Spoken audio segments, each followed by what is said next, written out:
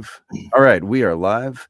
Voiceover 101 Q&A with my old and dear friend, well, dear friend, young and dear friend, Wilson Skomal. Cool, I'm old. we have known each other since my first summer at Kanakuk camps was 2003. What was yours? Oh my goodness. That was probably, oh heavens, Jacob. I think it really was 2003. Okay, that's what I was thinking. I Yeah. thought it was my first year there. Yeah. So that I mean, that's a long time ago. It's a long time ago. 20 Biggest pictures recently over 20 years. So oh yeah, different human being back so then. we've both gone a lot of different places. But my thing about my memories of you, where you were a musician, very artistic, a beautiful mind as far as a Renaissance man. You're a wide range of interests, sincere interests, a good, a great, conversationer, like a great, there will be good conversations when you talk to Wilson. You know what I mean? And that has always been the case with you. And I love that about you. And so when we recently talked about, you're kind of like, I'm kind of thinking about this. I was like, yes, I love that. So you mentioned, yes, say that again, how you said it. You know what? So what we were kind of talking about was, and hi, everybody. You don't know me, but pleasure to be here. Jacob's a wonderful, wonderful human being. Super glad to be able to connect with him and discuss some really big kind of, hey, interested in voiceover, voice acting, character work. Like, where do you really start? And something we were talking about, and this was like just a genuine thing that I've been kind of facing as I'm, kind of getting up to speed is, it does feel sometimes like deciding to do this comes with a lot of hurdles. Some of them are financial.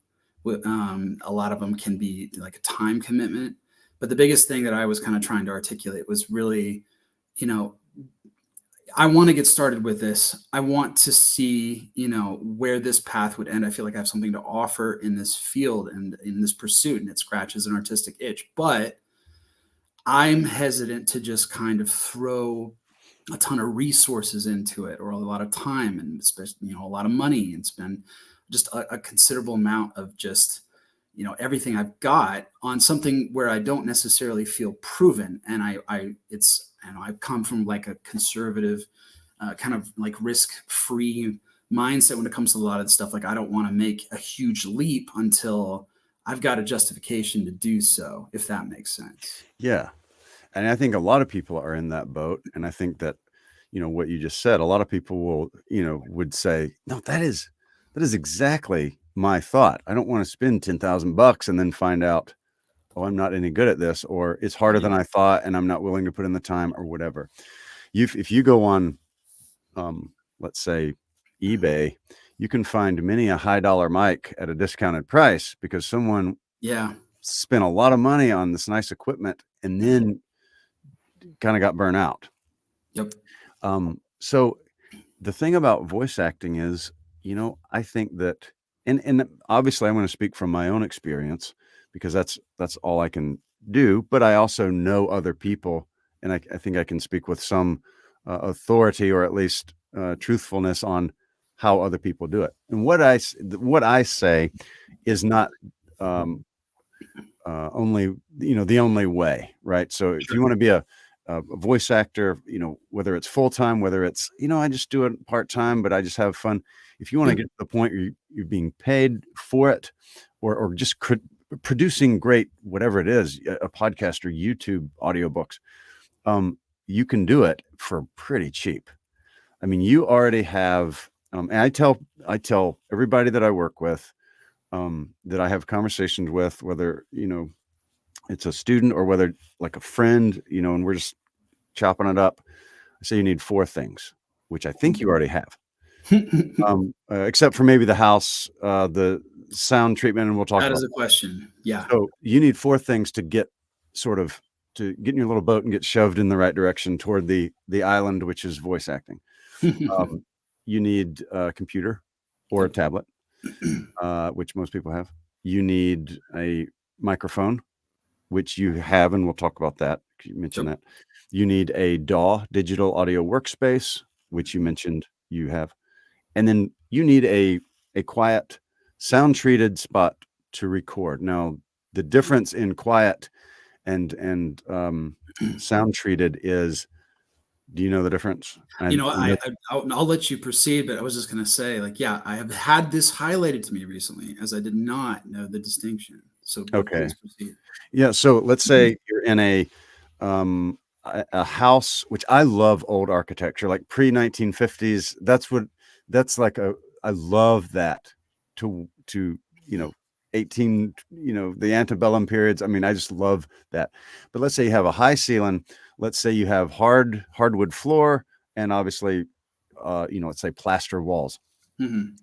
You can, in the middle of the night, that might be quiet, but it's not sound treated. And when you start to record, the sound waves are going to hit those walls and come back through over and over and over and over, and you're going to get that nice echo on your lovely voice. Mm-hmm. So the sound treatment would be, not only is it,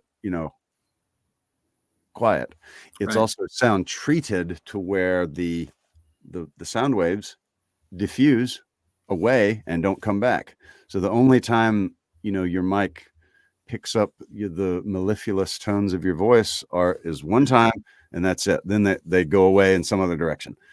And so the cool thing about that is you can be creative on how you do that, though. There's not one way.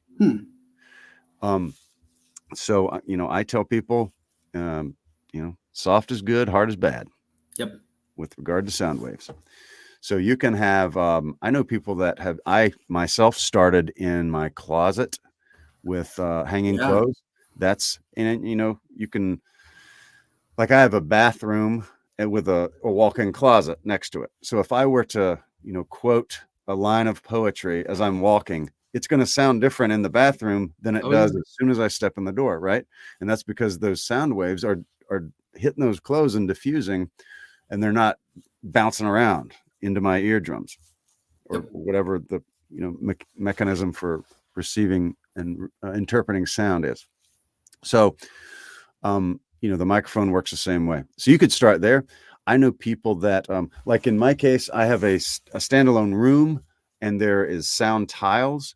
So if you have a sort of a closet or whatever, that might be a good investment. And these are pretty cheap. Depending on the quality, you can, we're talking a couple $100 and you could do a small space that would work. It's not a huge amount of cost to that. I know other people, I'm talking working voice actors that either make a living or at least a lot of money at this, is a PVC frame that they set in a room. Like, let's say you have a spare room and it's like, well, I don't really have a walk-in closet. It's like this big, I can't fit a chair in there, whatever. You can like literally make a PVC frame and hang moving blankets with zip ties. Don't feel bad about that. Like, that's not, well, I'm not a real voice actor because I got a PVC frame. No. Yeah. It's only got to sound good. Doesn't have to look good. Nope. It's funny you mentioned that specifically, just because like that has been something I've been looking into as I've really just been looking around like the entirety of the house. I'm like, man, where could I try to carve out like a dedicated space? And it's kind of on that border of like a little bit of an older house, but has like some fun, quirky 1950s additions. And those additions tend to be like closets that don't even close completely. They just have like kind of like sliding, just like sliding bracket doors, whatever. And like there was carpet in the place at one time, but they ripped it out, which looks great. But then all of the doors have like a solid like extra 1.5 inches down at the bottom. So like loves to leak sound everywhere. But yeah, I do have, say, like a carpeted room where, it's relatively quiet and I can isolate sound from exterior. But if I say opted for like a framed mechanism, that as honestly the solution that I've been thinking of more than anything else, like either a DIY thing or, I know that there's people out there that there's definitely, I've seen like the higher tier of booths that you can buy that will basically cost you the same as like a used 2019 Toyota Corolla. Which would work too. Not exactly, which would be awesome, but not exactly practical, especially at a beginner's introductory salary, so to speak. Yeah. But yeah, no, really interested in the standalone as a potential solution. And yeah, like that, there's really great resources out there that even direct you on like how to put those together. And like, Exactly. yeah, God bless the folks on Reddit. I'll say that as much as I can. Yeah, in terms of just like kind of getting up to speed, there's been a lot of good information like hidden over there. Right. If I were in a big house with hardwood floors and plaster walls Mm-hmm. and big rooms and no like my preference is a closet, right? Sure. Just because I would prefer to have it sort of in a small room. This particular one Yeah. is 5x7. It's plenty big. Like this Yeah. is, to me, this is fine. I know plenty of people with bigger ones and I know people with smaller ones. This is kind of my favorite size. Mm-hmm. But if I had a big room and no closets, I would go with PVC and some thick blankets. Big That time. would be my thing. And then it's the cost of a few sticks of PVC. Right. Which Hacksaw. is Bam. way cheaper than a whisper room. Oh my God. You can always upgrade later. Yeah, that's right. Easy enough. It'll take no time at all. Well, When hey, I was in the Army, and I think this thing, and I didn't mean to cut you off, but I think this is important. please. It's a principle that I think, and it applies to a wide variety of things in life. But in the Army, one thing they taught us was always be improving your fighting position. So if you're in the middle of the night and it's like, oh, I heard a noise. Okay, your fighting position goes from on your feet to take your rucksack off and lay down behind it. Okay, now all right, that's my fighting position. Okay, all right, we're okay. You know what? Let's camp here for the night. Get your E-tool out, your little entrenching tool, and dig you a little hole and get down in that. I've improved my fighting position. You know what? We're gonna stay here for a while. We're making this a base. All right, let's start filling sandbags. And then a couple days later, they airdrop a bulldozer. You know what I mean? Yep. You're still in the same spot, but you didn't sit there and like, all right, I'm gonna wait on the bulldozer before I do anything. You were constantly working and improving, and then eventually it gets to something that is ideal. And I think with voice acting, it's exactly the same thing. No, that's a great point to raise because honestly, that notion is something that I've been really feeling in my bones recently. So like, yeah, okay, right now I'm in like it's like a 15 by like 9 room down in a split level, which at least has carpet. It's my saving grace, and lower ceilings because it is a split level. Okay. But up until this point, like literally the best thing I've done is basically take like a nice XLR cardioid mic, so minimal range that it's ultimately recording, but like raise your voice high enough and Shazam, you're gonna catch all sorts of lovely little echoes coming out here. But it's like buried inside of like a half open closet with a bunch of like hanging clothes and some other stuff that's like stuffed in there. So very, very super rough, but mostly it was just like, okay, let's get this to a point where like I can at least then tweak some things and like edit it audio and then send it off for like some very simple auditions that we know that I'm not going to get. But at the same time, like, hey, it just gets me in the practice of like sending an audition off to begin with. But as soon as I've like, it becomes very clear to me very quickly, and maybe interested to hear your thoughts on this, but everything that I've kind of seen, like, whether it's development over the past few years and, this kind of technology becoming more available and the opportunities to like do voiceover remotely have increased. Like it's a pretty, like, it seems, cutthroat's a pretty aggressive word, but I would say that like it feels like the margins on your audio quality and like when it comes to like getting out there, putting out your stuff out there, and then having that compared to a lot of different people's stuff. Like there's folks out there who just like got the audio stuff locked on tight. And I feel like I've had some opportunity to audition now, and I've had opportunity to just kind of get familiar with that task. But funny enough now, like, yeah, I feel like I've kind of hit a point where I need to improve my position. Like this little dealio setup that I've had coming on is now starting to be like my bottleneck. It's my weaker link. Yeah. So I say, because of the 4, you've already got 3 of them. Mhm. And I would say get that fourth one, and then all of a sudden, the world opens up a little bit Mm. because, no matter how good you are, if I don't know, Anthony Hopkins was going to do a voiceover, Yeah. they wouldn't hire him if he was in a room with a hard floor off of his iPhone. Like it would be like, oh, that sounds great, Anthony. Is We'll that all? pass. Do you Next kind of time. can we upgrade the sound quality because we liked your performance? Sure. And so in your case, and casting directors, whether it's for a audio sort of drama or whether it's for a commercial, it's still like I Oh like yeah. that voice. If it's bad quality, that's the first turn off. So when you get that quality that's like, oh, that's gonna work, Right. you can that'll get you dialed in. And I think that you can get to that point with it's not a lot of dollars, it's just a little ingenuity and a little Right. time putting it together. But yeah, I think that is something that needs fixing, but it's also very doable. Yeah. No, that's been the encouraging part is that there's a lot of examples out there from the same places where a lot of resources are concentrated where, yeah, there's a lot of people who are really giving up their time and they're like, hey, yep, this is how you can start up with like some very DIY project stuff. I've seen videos of like kids in just college dorms where they need something that's easily transportable or you don't even have a second space. There's no like alternative place to go. You just have like the studio and you need something you can take down so you can like Mhm. have people over without folks just like constantly running into it. So like I think it was like some sort of like tripod hanging from the ceiling like to be like a grommet hook. And it was just like, oh, that's ingenious. And you know what? Hey, it gets you there.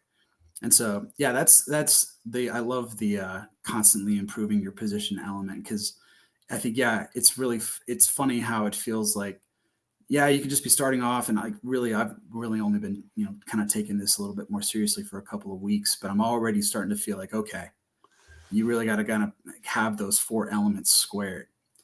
Yeah, Like but yeah, it's like the yeah, fog is hopefully lifting. You're starting to see some points. Okay, Mhm. I need to go there. I need, I've got some direction.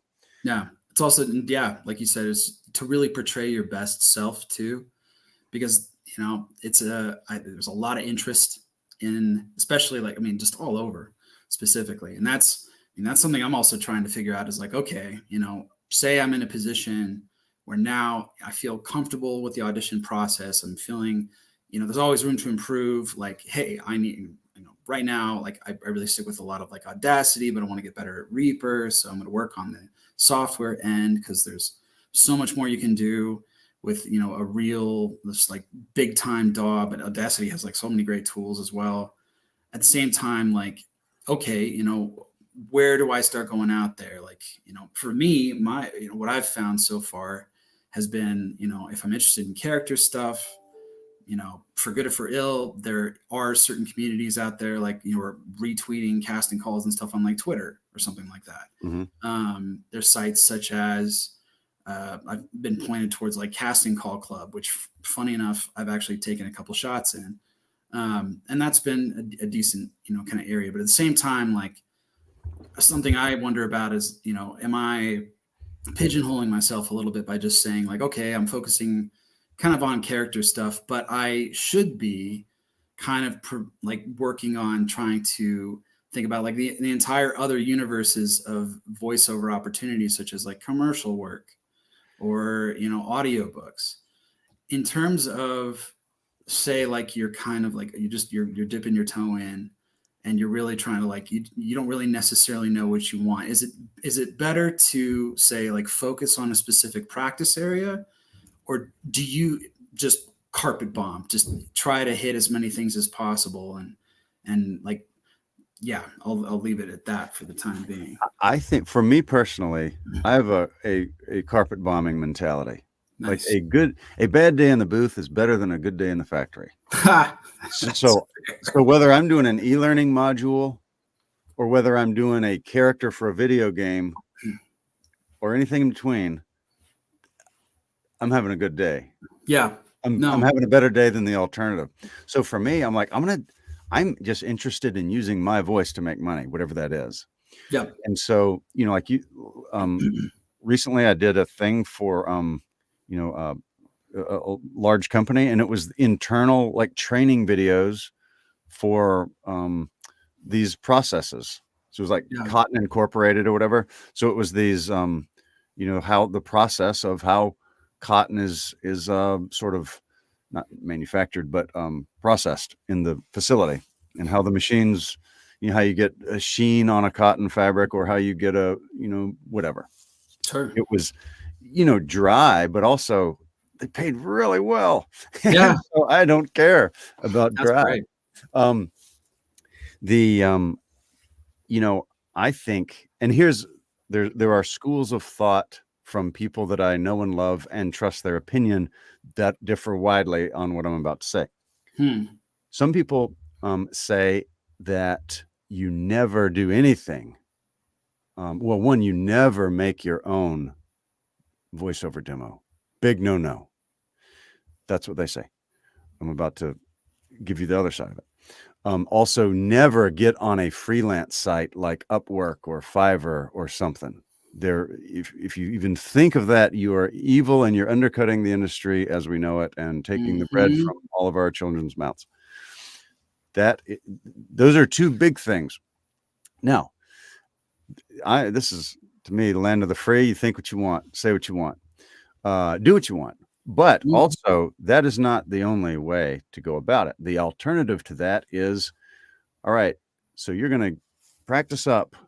You're going to spend $1,000, $2,000, $3,000 on a commercial demo, of which, if that helps you get work, and you're practicing and stuff, you're going to continue to get better. Within 6 months to a year, that's obsolete. That is not a good representation of your ability anymore. Very much so. If you're continuing to, it's just like any kind of physical training. That first 6 months or a year, you're going to see a lot more improvement than the guy that's been doing it 20 years. Whatever. And so that, to me, the alternative to that would be, why not? Now, I'm not saying disregard quality or disregard, industry standards or anything like that. I'm just saying, with the equipment that we now have, you are able to do it. You know what I mean? You are able to do it. Every reel that I have, and this sounds, I don't mean this in the wrong way, because I don't like braggy people, but I'm just going to say a couple things that my reels have taken me. Snap-on, it's a tool company. Yep. Do a lot of their work. They sent me the hat along with a big check. Sunday Night Football, which aired the night that it came on. It was like 25 million viewers. I had good ratings for that year. In one shot, a lot of people heard my voice. Yep. It was on NBC. There was a thing on the BBC that I did in a British accent for this thing that aired on the BBC. All of these things, and literally thousands of voiceovers have come through. I have gotten every one of them off of demos that I made myself. Nice. I did a good job. Yeah. I didn't just cobble something together. They're good quality. I followed the rules, and because I took the time to study, okay, what do I need, and whatever. Could they be better? Probably, maybe, I don't know. Sure. But to my knowledge, I have never heard anybody say, Jake, I like your voice, but this is crap and I'm not going to hire you.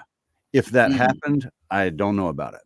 Yeah. And that I have only ever heard, like if I got rejected, it was just like, we're looking for a different kind of voice. I have never been told, I'm afraid that you can't get good quality because of what your demo sounds like. Yeah. And that I am not alone in that. Now, I also know people that make reels. And if you're like, I just don't want to do that, or even I don't want to take the time to do it, I can point you to people. You know what I mean? I can say, hey, this guy's really good. This guy's really good. Nice. That kind of thing.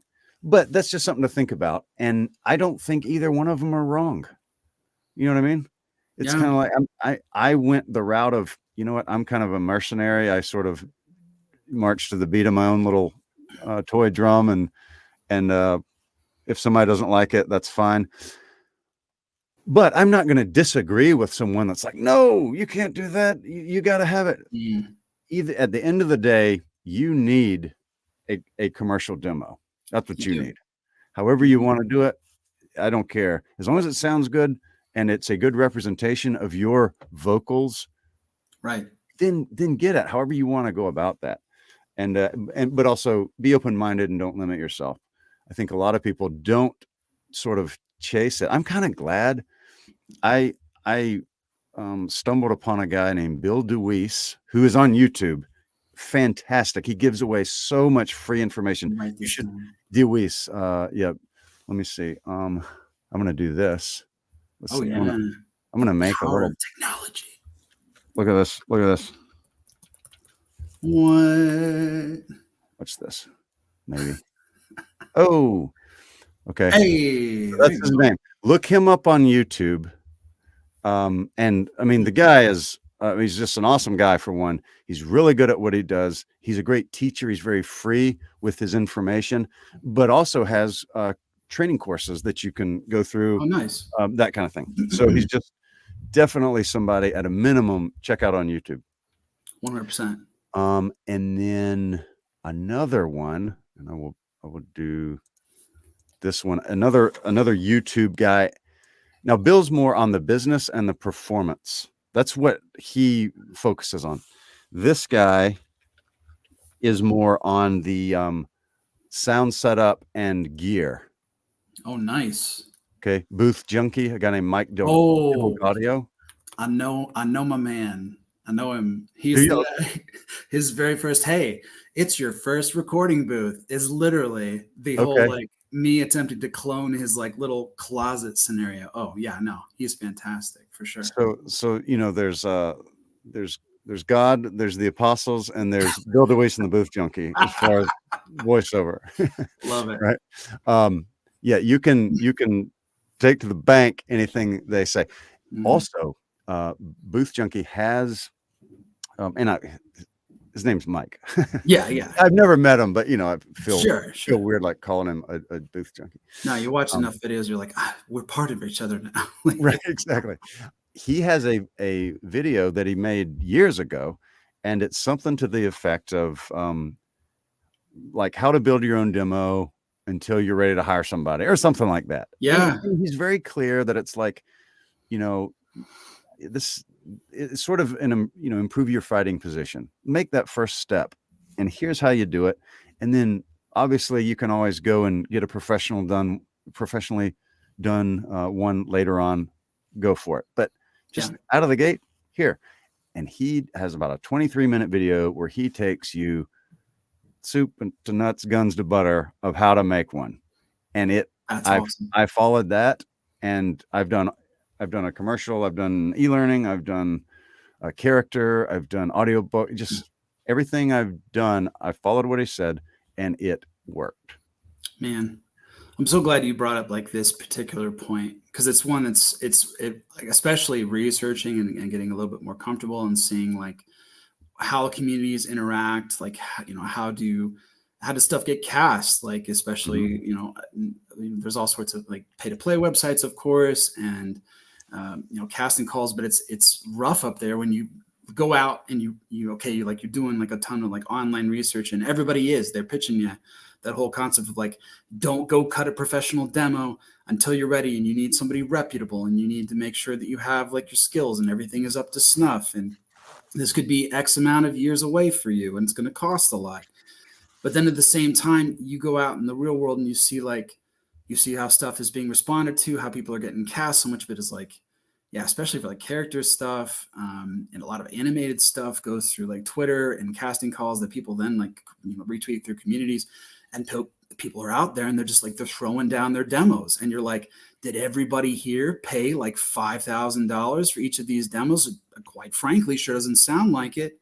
Like it sounds like they put something together that sounds good enough to be able to at least circulate and get your name out there. Because yeah, like, what are you going to do? Are you going to be like, you're trying to start out, but you can't speak in the language of the market, so to speak. Like, you're not able to contribute in the same way because you're like, well, I don't have a demo all put together. So it does kind of seem, and that's where like I kind of like where I feel like I ultimately landed was that no, you know what? We have the technology. We can rebuild him. Like Right. we can actually put together stuff that doesn't sound too bad. And yeah, maybe you're not like sending this out to like, big at old agencies and stuff out in LA or anything like that or whatever. But you know what? For those types of projects, especially like the indie stuff or just getting stuff in front of people's faces to just hear what you sound like. Yeah, you can make one yourself Mhm. and you can make it sound decent enough. And that at the very least, and I'd like to hear like maybe about your process. I mean, like I'm sure at some point you went from, that's a good question. Have you ever gone to the place where you were like, okay, now it's time to cut like my big professional demo, and now that's my nuclear Scud missile that I'm sending out, as opposed to like my DIY stuff. Like, did you hit that point? And No, yeah, everything that I continue to use, I made myself. wow, that's Um, great. and now, if I also think, and I think it's a comment on human nature more Mhm. so. But it's interesting that when someone goes in looking for something to be wrong, they might find it. Yeah, Whereas so I don't, I mean, obviously I'm talking about it, but I mean, I don't say, "Hey, can you listen to my demo? I made it myself." I don't do that. I'm just like, right. "Hey, Of course here's my not. demo. I've been on, Sunday Night Football with it. So, where have you Sound been?" yeah, seems like it You works. know, the, and one thing that was interesting that when I really saw this, um, is when I did on TikTok, I did Mhm. a a thing with, it quoted from Henry V, and I said, like in a British accent, "If Henry V was, Southern, here's how I might Sure. sound." And then I went into Southern, you know, "What's he that wishes so?" "My cousin Westmoreland," that kind of thing. Nice. So, so it was two things. It was amazing how many comments I had on there that was like, "That's really not a Southern accent, man. Keep trying." Or like, "Hey, Brit, What? why don't you just do it in your own tongue and just don't play around with our accent because you're not doing it right." Yikes. And I'm like, that is so crazy because, I was born in a swamp in Mississippi. It's Yeah, absolutely a real Southern accent, sorry to tell you. Uh, so it's like no, the fake accent went right over their head, and then the one that they, since it was just because I had told them so, then sure, that was the one, "Oh, you need to work on it." And right. people, I don't know, people are just that way. So, my Mm, point to all that is make your own, or consider making your own, put it out there. What is the worst thing you can do? yeah, Not get hired and laughed at. That's right. the worst thing that No, happen.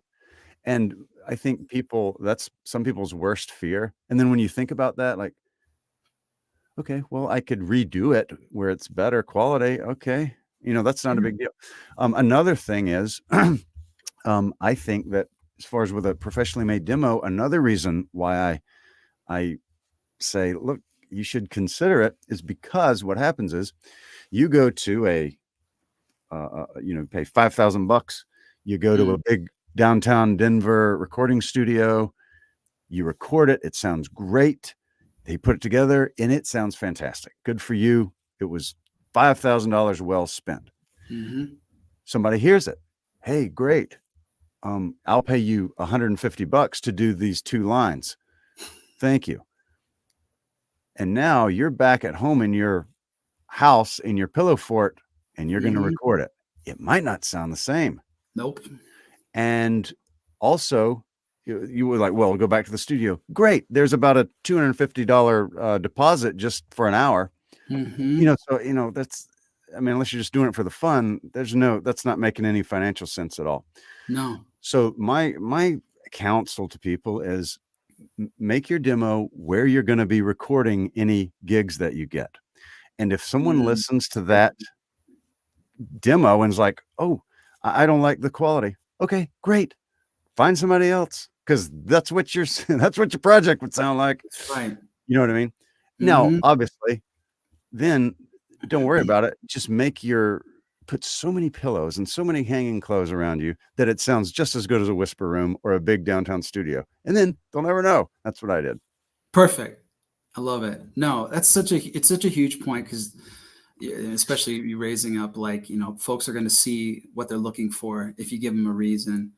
And so much of that, yeah, it's how much, it's really just perception based.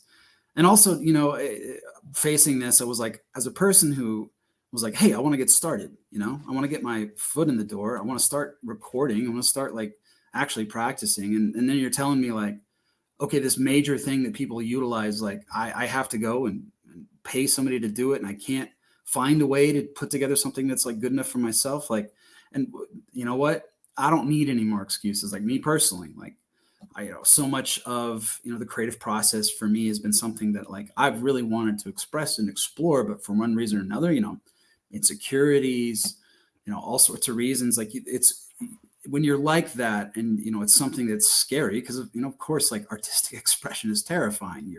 You're opening up yourself, so to speak, and just kind of showing the world. For me, like I would find any and all excuses to like not commit, and it can like having that the barrier of not having a demo can be a great excuse to just say like, okay, Right. I'm not going to do it because I don't believe that I can make it, or hey, it's too expensive.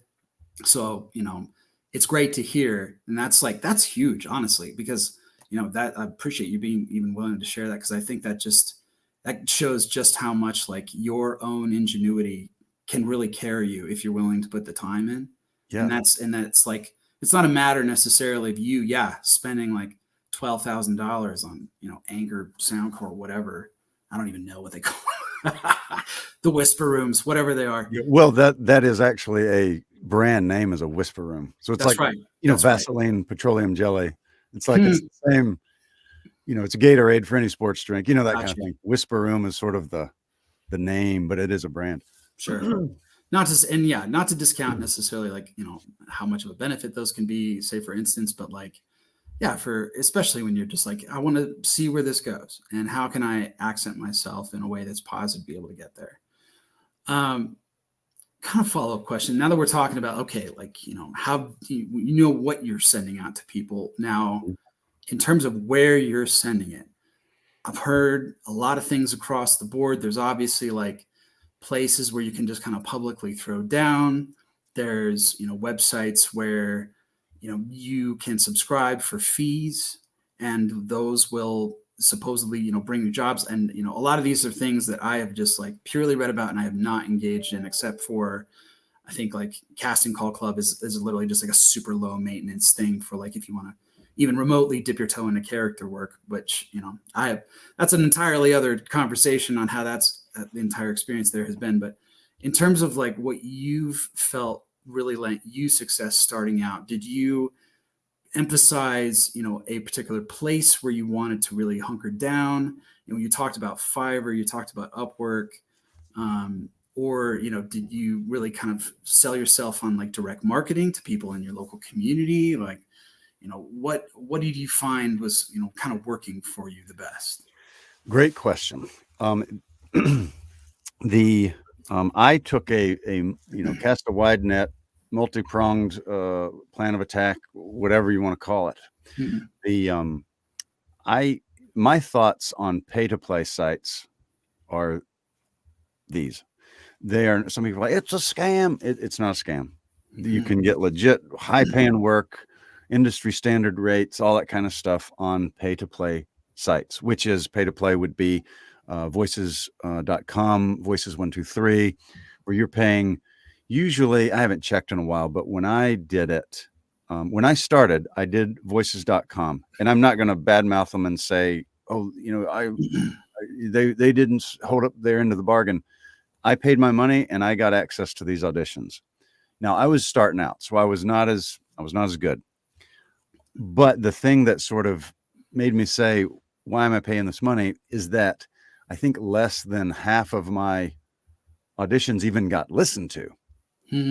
right? So it's kind of like, man, there's just so many people that, you know, there were other issues. Like I'm kind of a beginner, different things like that. Sure. But, it's like, I'm not even getting listened to. I could be, Tom Selleck and I didn't get the part because they didn't Yeah. hear me. Um, and so my advice to people that are sort of is, going into it is just, I wouldn't put it on a site where you're paying at least not a lot of money. There's some, maybe, excuse me, like backstage.com, if it's $9-10 a month, that might be different, but I'm talking, I mean, I want to say it was when I did it, $500 for the year. It's something anyway, to me, that's, it's a little money at the time for something that like, I'm not getting a guaranteed sort of payback on it. Right. So I usually say I would stay away from those, but also go for it if you want to. They're not scams. There's lots of good work there. That's A right. lot of the time there's, people that have been doing this 20 years, like King Saul told David, you can't fight that guy. Thou art but a youth, and he a man of war from his youth. That is what you're going to be doing if you're on pay to play sites, right? You're just getting started. These guys have been at it for 20, 30 years. So what I say is consider putting it on a site that only gets paid if you get paid. Now, all of a sudden, there's an incentive for them to say, hey, this guy is nice to his customers. They give him good reviews. He brings in a lot of money. He makes us look good. By golly, in this algorithm world, we're going to boost him a little bit. You know what I mean? Sure. Because he has these like metrics he's hitting, and we're gonna pop him up there. So I say places like Fiverr, they take 20% of a sale, right? Which that's about, that's kind of like an agent, really. Yeah. And I'm on Fiverr, and I've gotten work from Fiverr from like 80 countries, I think. Like it's all over the world. There's no way I would have gotten so much of the work that I have if all I did was mail a website out. Yep. Like here's an email with my website. It's going to send you into parts of the world that you didn't even know kind of needed that sort of thing. And then like I did a sort of a welcome message for a big hotel in Shanghai, China. Oh yeah. With a lot of British tourists. And Nice. if you hit when you turn on your TV, it'll say, do you want Mandarin, or I don't know if it's Mandarin or Cantonese or whatever, but it's like, do you want the Chinese or do you want the English? Well, if you punch English, I tell you, hey, welcome to the hotel. If you go down the street, there's a country, and it's for, a Chinese ad company, sort of set the order, and I worked with them and Sure. and so that happens all over the world. English is the worldwide language, really. And so you can potentially be doing work anywhere in the world. Yeah. Now, the downside is people generally go to Fiverr to save money. So you're going to charge less. To me, it's like, it's sort of, you're going to charge less over there than you will somewhere else. For sure. Some people, and the same would go for Upwork or similar sites. Some people would say, well, you're undercutting the industry and you're bringing about the downfall. To that, I say, a man that has $100,000 burning a hole in his pocket for a new luxury car, right? He's going to go to, a Mercedes dealership. He's going to go somewhere where they've got $100,000 vehicles. The corner lot that is sort of selling used cars was never an option for him. They are not taking cars from the Mercedes dealership. They're just not. They're not even in the same market. No. And so when you've got a mom and pop store that, look, we got $100 for a commercial. What can I get for this? Well, there's a lot of people that would laugh in your face and say, I don't open my mouth for less than $500. And that's Sure. the studio fee. Get out of here, mom and pop. And so, but then later I've seen some of those same people whine about not getting any work. How about you fish in several markets, you fish in several ponds. This one over here has got the bass. That one's got the little crappie. They're small, but they're biting. You know what I mean? Like, and so, however, I have done work for big companies on Fiverr. So if you're not on Fiverr, you're just missing some opportunities, even though it'll be less, most likely a lot of the time, I would say, well, some of the time it's less. Fiverr got its name because I think it used to be like $5 or something, right? But that it retains the name, but that's just the name now. You can charge whatever you want. I've had multiple jobs of over $2,000. One over 3,000, I think, was probably my highest. But it's like you set the price and you can negotiate and things like that. I'll make a little, here's my proposal, and you can say, all right, great. They can place the order. The money goes into an escrow and is held until everybody's happy, and then you get paid. So definitely something to consider. And also for the people that are like, you're bringing about the downfall of the industry. Things like AI they're going to be that new thing, right? Where someone's going to say, well, I'm going to clone somebody's voice for $100 and then have them the rest of my life. And some people would probably do that. My thing is, guys like me are actually keeping them at bay longer because I'm working for a price that's cheaper. So I'd rather pay, a cheaper price to get a real voice. If I'm charging $1,000 for everything, that is going to speed that process up of mom and pop saying, look, you know what, I'm going to get AI. You know what I mean? So if anything, I maybe not in the early days, but now, that's my opinion. I think it's actually holding off some of the onset of the, sort of AI stuff. No, it's such a huge point. I'm also like, as I'm entering into this, it's funny because for the most part, like my career, my track has been pretty linear in terms of, you know what, I'm a salaried guy with a pretty normal job. At the same time, I've watched my wife basically build her photography business now from scratch. And now she's doing she's actually right upstairs right now, shooting for like a Mountain West ice cream company. And that's like her afternoon gig. Oh, she's doing great stuff. That's so good. I should be plugging her. She's the real. That's amazing. No, and really, like literally, it started out with literally like, hey, got that job, got like paid for the first time, and she was a massage therapist for years, and really wanted to like open up her own practice. Went to school for it, did a whole bunch of stuff, and then the pandemic just kind of knocked so much of that out. And she had always had a real desire to shoot food, and she had an eye, and she had a great like hand at cooking at home and shooting her own stuff. And she's like, hey, you know what if I could do this professionally? And when she was starting out, you are there's no union, there's nobody who's like really fighting for you in that age. And whether there should be one, entirely different question. I can see benefits and cons for both. I'm definitely a huge supporter of unions in most contexts, but at the same time, like that was when you're starting out and you're just trying to get your foot in the door somewhere, you're gonna take whatever you can, because there's nobody who's going to be like just offering big huge opportunities for you.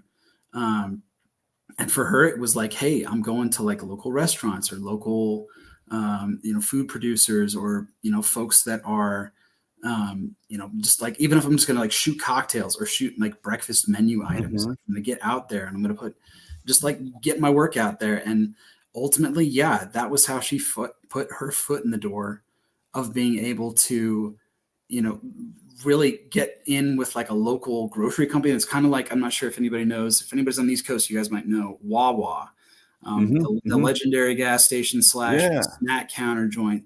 So there's a version called Choice Market here in Denver that was kind of inspired by Wawa.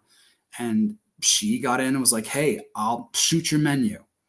And they were like, "Yep, no problem. Come on down and take a shot at it." And like her first time, I think she had to like buy a whole bunch of equipment that she was not familiar with, and she was so nervous, and she had to like copy somebody else's, like kind of like try to match somebody else's style. But then, bam, you know, taking these like lower paying gigs over time, you know, she's been able to adjust her prices, adjust to working with more advanced clientele. But you got to start somewhere. And yeah, when you like it does kind of seem like, especially when I've been really looking into, you know, my starting position here, it definitely feels like, yeah, there's a lot of ways you can kind of like throw up roadblocks, or a lot of like a lot of people saying you got to do it this particular way. And you know, I get it, you know, there's a world where we're able to, you know, like have like standardized payouts for certain things. But no, I mean, if you're getting started and you need an opportunity, like it's really just about where can you get your foot in the door. Mm-hmm. Because I mean, no one's going to do it but you. You've got like having that type of agency is key. So I mean, yeah, I would really just like, that's basically my next big step, was like, okay, time to dig into Fiverr. And like I've heard Upwork, but at the same time I've heard like some people say that like, I don't know if like Upwork's function is preferable or not so preferable, or if they're kind of the same. That's something I don't really have a reference for. I am not on Upwork because I had trouble with their interface, and it's not on them. I know a lot of people that have had a lot of work on there. I personally have never had work on there, but I think it's a good site. And Fiverr, I have had a lot of experience on there, and that's a good site. There are other similar ones, I think, but I would say, you know, do a little research, find ones that you could, you know, Wilson Skomal, here's my demo. Sure. Here's what I do. You know, whatever. And then just sort of forget about it, because you're not paying for it. You're not doing right. You know, and just kind of let it organically build traction on its own. Yeah. I mean, opportunity cost is a big thing. Like in like all that time that you're, you know, say like you sign up for, you know, Voices 1, 2, 3. And if that's like your only outlet, and you're constantly monitoring that for auditions. And, you know, I've heard plenty of stories about people who are like, look, you got to get in early, you got to get in often. And if you're not, like, it can be so easy to just like pull up something that you think that you just got a hold of for an audition, and then see that like there's like 50 auditions that have already been thrown down. Right. And that was I think my problem when I was on Voices was I had a regular day job, so I couldn't even access them till the evening. Right. If they come in at 8 a.m. and sort of put up a casting call, they're going to have cast it before I get home from work. Exactly. And so you know, that's part of it. If you are full-time or you're at home for whatever reason, it really may be different. If you can sort of, oh, there's one, bam, and you know, audition for it immediately. You might have a different experience. But most people that are just starting, that's one of the reasons why they're just starting, is because they have another job, you know, where they sort of are not sort of sitting in a studio all day. Nope. Yep. That's me. That's my game. You know, I'm doing most of my recording, most of my auditioning is after work, after dinner, getting home, just, you know, you're building that life. So another thing that I recommend is to start with a commercial demo. Okay. Reason for that is I have, and this is just my own personal experience, if you're on a place like Fiverr and you have commercial demo, but you have on there, I am willing to do, you know, sort of video games, animation, audio drama. I do character voices, but here's my demo. Here's what I sound like. I have gotten so many jobs, and not just on Fiverr, other places too, from like, I heard you do this commercial. Can you audition for this character? Interesting. I've gotten so much work from my commercial demo for like I'm doing a commercial, and I get asked to either audition or just flat out get jobs for character work, for like museum pieces, sort of like in the over in Qatar, there's this Sheikh Faisal Museum, which is this huge museum of history from the Faisal family that he funded. I mean, he's like one of the richest guys in the world, apparently. Yeah. You know, and so for the World Cup, they really wanted to, a lot of English speaking people were coming in. So I did like all the English speaking displays for the Shake Flies Museum and guitar. And that was from my commercial demo. They said, "We like your voice. Can you read these?" And in it, interestingly enough, in the Army, I'd had some Arabic, so I was able to. There were plenty of Arabic words that had to be said because, so it was like, "Oh, this is good," and a gringo that can speak some Arabic. Hey, versatility, kids. Right. Oh man, I need to get my Spanish together. Yeah. So I said, basically, my advice to people is put up your commercial demo first, because that's going to get you the most work of any kind, whether it's an audiobook, really, whether it's, and that's my experience, like I said. And then go get you a character demo, then get you an audiobook e-learning demo. And then you can always put those up too. But it's like, I have gotten more work in all genres from commercial than I have from any other one demo. That is a golden hot tip, because quite frankly, like, I was just like, okay, I'm just gonna, and this speaks back to like, hey, need to like adjust to more of a carpet bomb type of tactic. But at the same time, like, I was just like, oh, this is the character site. I recognize it. Like, people talk about it. Okay, this has been easy enough to learn. But then I'm sitting there and I'm like, this is so like super centered on the character stuff. And funny enough, the most feedback that I think I've gotten so far, and anybody who's like reached out to me and be like, hey, would you like want to audition for something, has been for like narrator voices. So it's like, boom. Yeah, to that exact point. I'm sitting here, I'm like, okay, which is the chicken or the egg first? Like, do you promote yourself as like character first? Do you do like a regular demo stuff? And it feels like the universe is distinctly kind of pushing towards that path of like, get your regular ASS voice out there and then build off of that. Because that's so interesting. I would have not necessarily guessed that was the case. Have you seen it ever come back the other way? Like, somebody heard like a character thing that you did and then they asked you to like. Absolutely not. If someone is like, if a character's like, oh, hey guys, and they're like, I want him for my narration. It doesn't happen. They might say, oh, that was funny. What else does he have? But no, I have never known that to happen. I have known, I heard your Infinity ad for the car commercial. Have you thought about doing a character? I've got this character for this thing. Could you read? That happens all the time. Wow.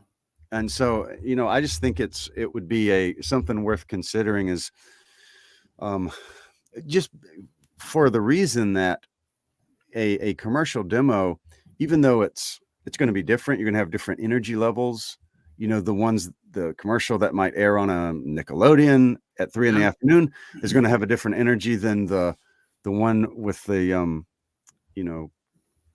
medicine commercials during the nightly news, which is different than the football game commercial with whatever.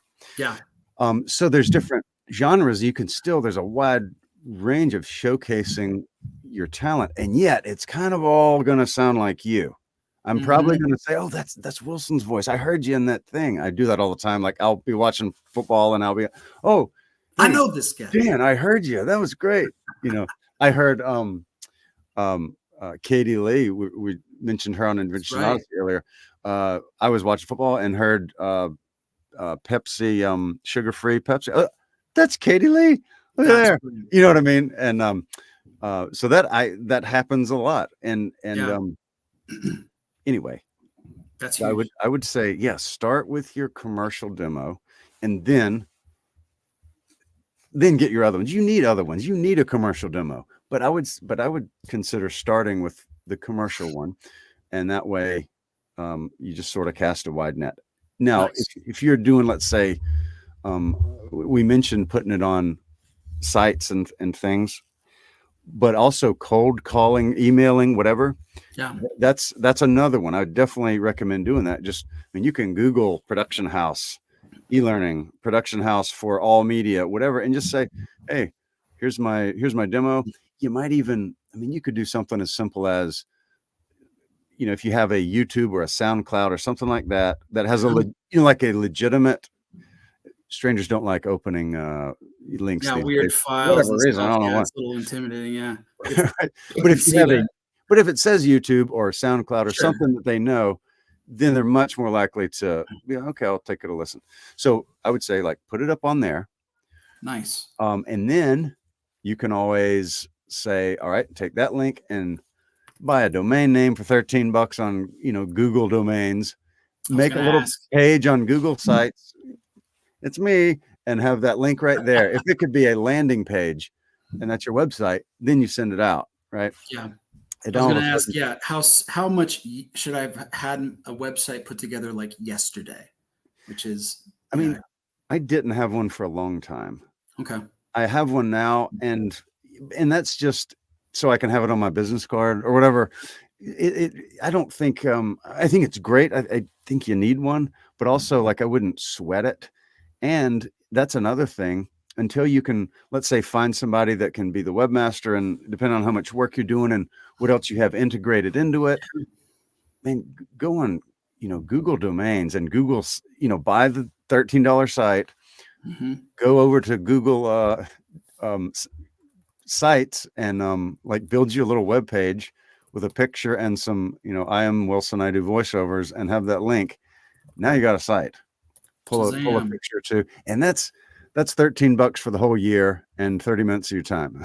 Perfect. And then even if no one ever comes to it, you are out the cost of lunch. You know what I mean? Exactly. And then now you got something, and now you can always go to someone who builds sites and says, hey, can you help? And then you can pay them whatever you want. Beautiful. Beautiful.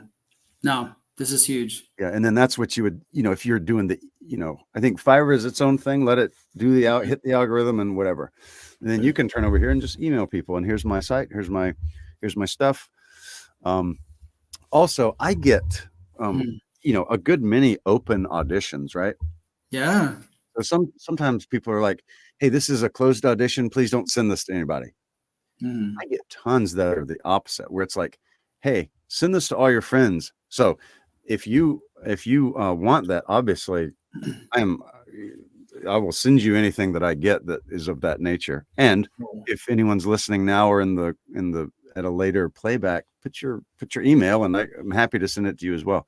But like, super generous. Yeah, I think that's another way. Just find ways of getting your voice out there. Man, no, that's huge and very generous of you to even offer that. 100%. I would be like, yo, I'll vet myself first before you ultimately like start including some guy whose stuff could sound like, Saturday football AM radio static. Well, also the thing is, some of these are, and one, I've done casting before for, stuff, and I love it when people are like, here's the link. And that way you find some real diamonds out there in the rough. They're like, whoa, I didn't know that guy was out there, or that gal, whatever. The thing about some of these is, if it's an on location recording, they don't care near as much about your quality, because they're going to fly you out, and you're going to do it on their $1,000, Neumann, well, not $1,000, many $1,000 Neumann microphone. You know what I mean? So they're kind of like, oh, this guy's good. Yeah, let's get him. And so it's not that you don't care about it, but all of a sudden, sorry, did you hear that? You taking pictures? Everything's great. Yeah, something's happening. So like I said, it could be, some people are like, no, you sound good, but we're not even using any of your stuff, so let's get you over here. And so it's an off-site recording that happens too. Man, no, that's really huge. I mean, that is, it's the dream, that you'd be able to like pick up in something like that. That is something that's also been like a really big part of it. Like, I think one of the reasons why I was so interested in just like, okay, first thing I'm even going to try is like CCC, is just because there seems to be a pretty like tight-knit community one way or another. And it's like, the community aspect has been such a huge element of just like everything that I've wanted to involve myself with artistically. Like, yeah, it's a time where it does feel like just like lifestyles have us a little bit more isolated than on average, and like opportunities to be able to build connections are just that much more special, and especially in industries like that is the thing, like for my wife's more freelance experience, like so much stuff has come through. It's who it's you made a you clicked with somebody, you had a really good relationship, and then you were able to pass on something. She actually just got a heads up from a friend who just knew her. They've never worked together, but then said like, hey, I've got somebody that I know down in like 30 minutes away from you who needs like direct video work, and I think you guys would be a great fit. And literally would never in 1,000 years have heard anything about that if not just for you've got the connections, you got the networking. Yeah. And that's such a huge deal in terms of like how you've gone about that. And then maybe like I can fold this a little bit in, but like, and this is something that seems like a much later stage kind of question, but just in terms of like agency SAG stuff, how does that play into your career, your interactivity? Like you're like, yeah. Yeah, great question. I think that one, as far as the networking and stuff, if just be a decent person, which you Yeah. are, you know what I mean? Do the things that And your all of you are mom and too. dad taught you. You know what I mean? Like, be nice. You know, turn in assignments on time. You know what I That's right. mean? Those little things go a long way, because some people are not nice and they don't turn stuff in on time, and Yeah. they don't get called back when it's time. If there's two people that are like, oh, these are the same voice, they make the same sort of choices on inflection, and I don't know Mhm. which one to do. If one of you is a dirtbag, the other one's gonna get the job. Like, Yep. being easy to work with and take direction Oh from, yeah. where it's like, I mean, and you've done plenty of acting and theater and stuff, but well, we were hoping for more of a whatever. If you get offended, then the person is, oh, shoot, he was hard to work with because I couldn't even Yeah. direct him because he got mad at me. Whereas if it's like, oh yeah, we'll do it like that, it's what No, I it's the do. power of vibes. Happy to, happy to please, you know what I mean? And it's like, I want to delight you, and I want you to look good with my voice. So we Right. want you to be so happy. When they sort of get that feel off of you, they're going to be like, Yeah. you know what? I really liked working with him, because not only he sounded good, of course, but he was just a delight to work with. Right. It was fun interacting with him as a human being. Then when you can sort of have that double whammy, you're gonna keep getting that work. And just the other day, someone emailed me, hey, I've been doing a lot of work with this agency, and their creative director told me about you, and could we work together? And I was like, absolutely, let's do That's it. great. And so now I'm working with that one too. So Absolutely. so that there's that. Yeah. And that's just be a good, decent person, not because it'll bring you work, but because it's the right thing to do. That's But right. it's one of those things that just kind of pays off. Secondly, and I will send you she's on TikTok. I will tag you. Oh, nice. She does tons of stuff about voice. Her name's Mandy Fisher. She does lots of just you're getting into the business. Here's what you need to know. She's got a whole like site about that. Awesome. And she has a thing about how to approach a what do you call it? An agency for representation. Mm-hmm. And so there's she has a cover letter and stuff that I think once you get your sound dialed in, once you get at least one demo, Yep. then that's when you start sending out stuff. Okay. At whatever level you're at. You don't have to have gigged had any gigs yet. You could be whatever, and you have already, but I'm just saying, I mean, it's not like you have to have all this work experience. It's like, I'm willing to do this. Here's what I sound like. Consider me. so that's a really huge point. And that is something I feel like I haven't seen too much unequivocal stuff on. So yeah, this is really interesting because it does feel like, and something throughout the thread of all this that I think is like something that's like, look, you don't want to be like conspiratory brain, but at the same time, like, there's sometimes some folks approach things with like, there's a vested interest sometimes in like not getting more people into the pool, so to speak. So like, not to think that that should be your mindset upon reading in this stuff, but at the same time, it's like that has that point about like, okay, you really should not approach agencies with anything until you've got like X, X, and X thing. But then, you're emphasizing that like, look, once, obviously there are some major check marks which you should have filled out, but getting in front of agencies should be something that you should really like consider doing earlier. Is that really true? I mean, I think that is definitely worth something considering. All the people on their roster had to start somewhere, Yeah, very Now, fair. now there's definitely the one, it could either not get read, it could get read and ignored, or it could be, hey, we're full. Thanks for your time. I'll keep you on file, kind of a thing. Yeah, Either way, that's fine. They can't punish you. They can't send the law after you. What are they going to do? it's true. You know what I mean? It's like the best, I mean, shoot your shot. You know what I mean? Yeah, And it's not like if you sound good and you're polite, I don't believe anybody that says you would blackball yourself somehow.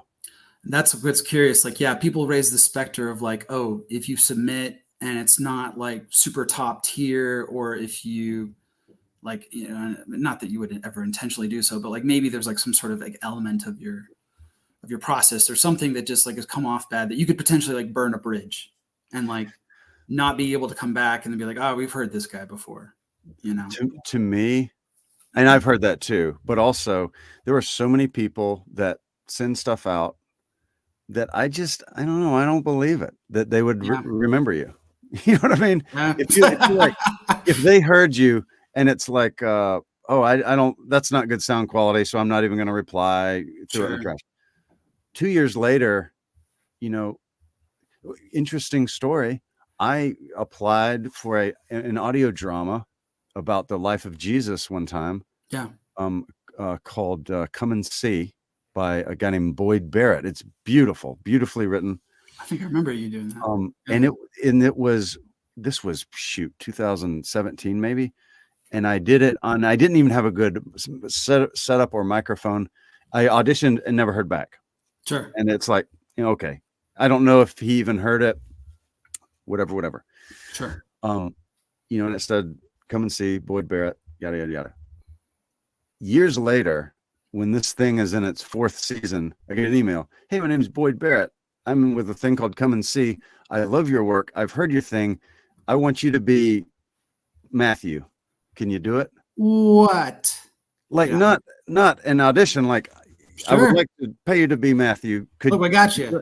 You know what I mean? And I'm the same guy that was in an echoey garage, just trying to grind it out and didn't do a very good job, and never got heard back, and so that happens.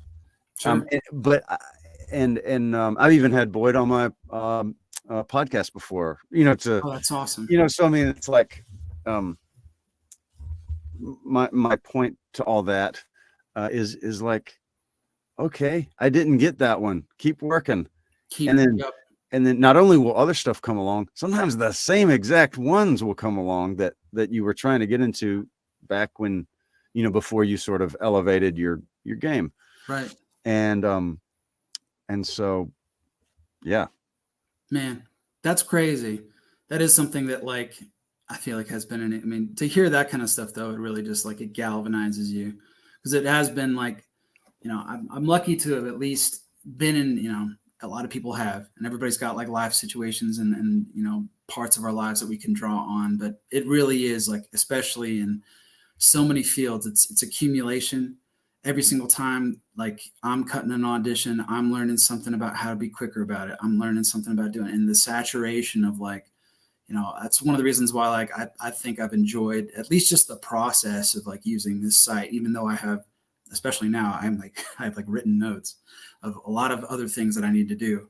But just like I'm creating like a body of public work that now you can go and you can see, and absolutely you can trace from like the first thing I ever submitted, which probably sounded like a bunch of joke. And then now it's like, oh, wow, there's really actually been like tangible development over that time period. And I'm sure that's exactly what Boyd saw. Maybe you just had like that older, audition, but it's real easy to go and just see like what's happened to somebody in the year's time and then see Yeah. that growth. It's super encouraging. I mean, I would think so. Right. Yeah. And I don't think I've ever mentioned that to him, but I don't think he remembered me. It wasn't like, I Yeah. remember you, and it wasn't the time, but I came. This was he ran Oh, into that's me at great. another time and place through I don't know what, and was like, "Oh, I like your voice." It's like, Nice. that's interesting that I tried to be on your show 5 years ago. Yeah. Didn't I work may or may out. not mention that. But I mean, it wasn't for whatever reason. That wasn't the time. But I Yeah. kept working, and so I think that um, and I'm not a casting director, agent. Maybe some people keep a spreadsheet and they're just like, oh, if anybody ever doubles back, I'm gonna send a letter to the editor, kind of a thing. We really, yeah. I Does think anybody really that have that time? Yeah. right. If they're busy, Yeah. they're not gonna have time to be Mhm. remembering, oh, it was a 98% instead of 100, so no way. Right. I don't think they're gonna remember you if you get that other 2% in the next 6 months and circle Mhm. back. I just don't believe that. And No. so I think that and obviously you don't want it to be so bad that it's rememberable. Like I'm just going to Oh, yeah. record this in my bathtub on my iPhone, of course. Oh, Lord. Like if you finish out, you get your good sound quality, you get you a good demo, you get your little website, and you send that thing out. I just think if you get a no, oh, fine, it'll be a no for about 30 days till I email you again. You know what I mean? That kind of thing. Yep. There's nothing wrong with that. And they probably won't even remember you until maybe the 3rd or 4th time, and they're finally like, Yeah. okay. But like the friend, and like I said, I'll tag you because she's we not disagree, but she has different views. So she's more the, Nice. oh, don't be on Fiverr, don't make your own demo, like that kind of thing. And yet Gotcha. I don't disagree with her. Like Sure. that's one way to do it. And also she's very clear about there's a lot of paths up the mountain to voice acting. You know what I mean? And we're great friends and that kind of thing. That's awesome. But I will tag you because I think that would help a lot. But her thing is, Oh, I love it. don't take no for an answer. Annoy the crap out of them. Why And not? she's all over the TV. If you watch TV in the last 10 years, you've heard her voice. You know what I Nice. mean? On something. So love she's it. really good at what she does. Man, this has been so great. I don't know how we're doing on time necessarily. I have maybe one last big question. Well, not even necessarily a big one, but maybe the one that fits in. Okay. How do you feel about when you're starting out about unpaid work? If you're willing to do it, do it. Okay. At some point, I think you need to value yourself. And I am not the guardian of everybody else's well-being. I'm just not. I lock my door at night for my house and my family, not for the neighbor's house and their family. Yep. If he needs help, I'll come help him. But like, I'm not. It's kind of like I'm gonna try to do what's best for me, and I'm gonna try and be free and give as much stuff as I can to other people and help them because I want them to succeed. Sure. But also like, at some point, I think free work is absolutely fine, and you should do it. Because to me, that shows that you love the idea of what you're doing. Yeah. Right. You're doing it for the fun of the game, and I think there's a lot of people that are like, well, what's the ROI? I'm not getting paid. So I'm not, and they never become a voice actor. Yeah. And so I'm all about free work with the caveat. I was gonna ask, yeah. Don't let anybody take advantage of you. Because some people will try to. And then 2, know that if you want to be a make a living or a side living or whatever, if you want to get paid for it, eventually you're going to have to stop doing free stuff. Or at least, I still do stuff like, man, around Easter time, man, I get so many creative directors from church friends asking me to do voiceovers for the direct service. And I do as many as I can for free. Bless you. but I can't do them all. You know what I mean? Nope. But also it's not like, I still do free work from time to time, and I probably always will. I don't foresee myself ever being like, oh, you got to pay me to talk about Jesus, baby. You know what I mean? Like, No. I'm not. I will always do that if I can, and as a way of giving and stuff. But also, at some point you do need to say, you know what, I'm gonna um, I'm gonna start charging, and even if Right. it's start charging here and then I'll work it up, that's fine too. But don't get taken advantage of, and you got to stop sometime and start charging. Yep. But for No, that, that local mom and pop thing that is going on the radio, and I don't know, we don't have a budget. Hey, I'll do it. I'll do it for free. I'll come in there and get a sandwich. How about that? That kind of thing. yeah, come on, man. Yeah, Oh, I get paid in sandwiches. No right. problemo. I've done that. A local business. I've literally said, hey, you can take me to lunch and I'll do the radio commercial. That kind of thing. That's great. I mean, there's nothing wrong with that. No, not at all. No, I think it's really great. 'Cause you're absolutely correct. Like, it's especially, I mean, so this has been so enlightening for me specifically, just because I really have only been like kind of like focusing on one small piece of the whole voiceover pie. But at the same time, like, there's definitely a lot, especially I think there's just a lot of competition for folks who want to start in specific areas with like character stuff. And a lot of, a lot of opportunities are like unpaid to start out with. Yeah. Which is not to say that like I want that to dominate my time, but it is a consideration when like, hey, somebody reaches out to you, like, I think you'd be a great fit for this, and you don't really have like a lot of credits under your belt. And so Yeah, exactly. yeah, no, so that's a huge consideration. Man, this has been I've literally legitimately have done what I think has been some pretty well vested research over the past like 2 months or so about as many of these topics as I possibly could think of. And yet this like has been the most profitable and like informative like session of time that I've spent Wonderful.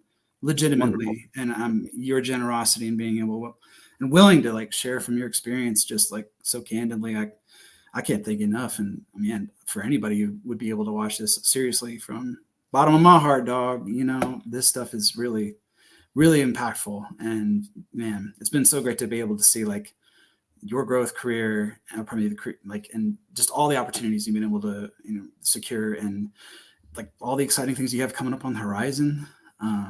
Yeah, man, no, just really thankful for the time. I really am. Well, I really appreciate those kind words, and I'm happy to see you pursuing this, because you've always been a very artistic Renaissance man, right?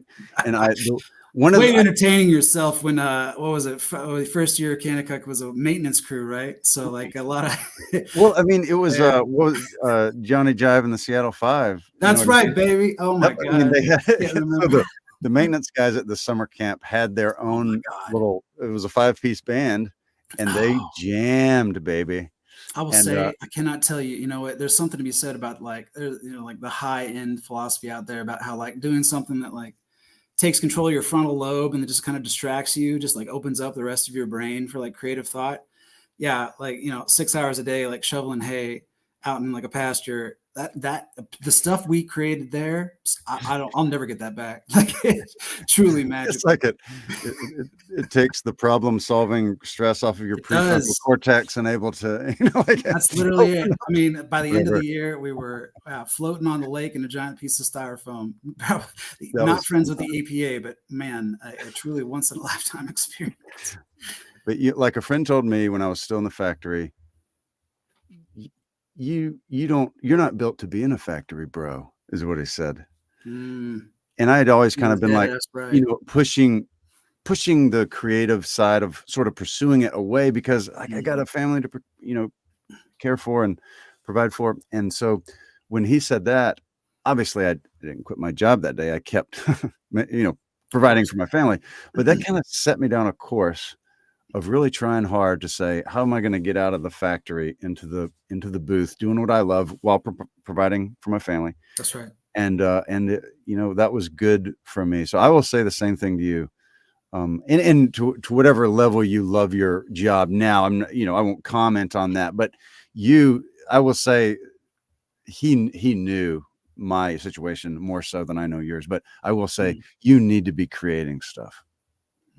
Man, I appreciate that so much. And I would echo that for everybody. There's so many pressures and there's so many things in life that we just, our time just gets dominated. But at the same time, like from somebody who I really did put a lot of stuff on ice for a long time and would use excuses not to dive into it. But, this process so far, along with, some other stuff I've been doing, took a really cool songwriting class earlier this year. Like the practice and getting into the habit of doing it, like, oh, I've got, I'm done with my daily work and now I'm going to go and I'm going to record or I'm going to read and I'm going to educate myself and just grow that. Like that has been so fulfilling. Like I think I literally mentioned to my wife yesterday, I was like, I feel like this is the most creatively fulfilled and just exercising that muscle that I've experienced in like over like 10 years. Wonderful. And so that, to anybody in that same position, I would 100% just echo, like, to the extent that you can, carve out any time whatsoever. Like, and I don't even have an end goal. For now, it is really just like, I want to just put it out there, and who cares? Who knows what's going to happen? No idea. Extra proclivity, talent, what notwithstanding, we all have different paths. And at the same time, like, yeah, no, my hope would be to be in the future to be able to position, to be able to, share my expertise and share my experience in the same way you have.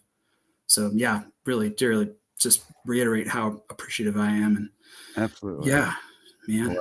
Like Jesus said, freely you have received, freely give. As I try to do that with this kind of thing, is just sort of pass along, and so I'm glad it was a help. Oh man, let's be in touch, close touch, and keep me abreast of everything that goes on. You know what I mean? Same, man. Same here. Appreciate you taking the time today. I hope yeah. Give me a shout anytime. But yeah, catch you later. If anybody, for some reason, if you are watching, like, I'm not sure, do we plug? If they're watching you, they know where you are. Say your stuff, and I'm gonna make sure it's linked in. Do your wife's photography stuff too. Oh yeah, no, say what it is, and then after this, I will go back and link it into the show notes. Oh, you're a hero. Yeah, sorry, I should have given a little bit beforehand. No, yeah, if you are in the, quite frankly, it doesn't even matter. She works with clients everywhere. My wife, works at the Well Table, or you can find her at Leigh Skomal. It's LEIGH SKOMAL. Hard to miss. Food photography, videography. Works great. Clients all over. She's shooting Halo Top ice cream right now. She's going to be shooting, I believe, oh goodness, it's that gin that turns different colors if you add certain things to it. They're fantastic. Okay. Yeah. Regardless, my name's Wilson Skomal. Yeah, starting to see where this VOVA thing goes, and really excited to be able to talk to Jacob today. You can find me on Instagram. It's SWSKOMAL, SW Skomal. And that's generally where I'm flying. You can find me there in Casting Club, same thing.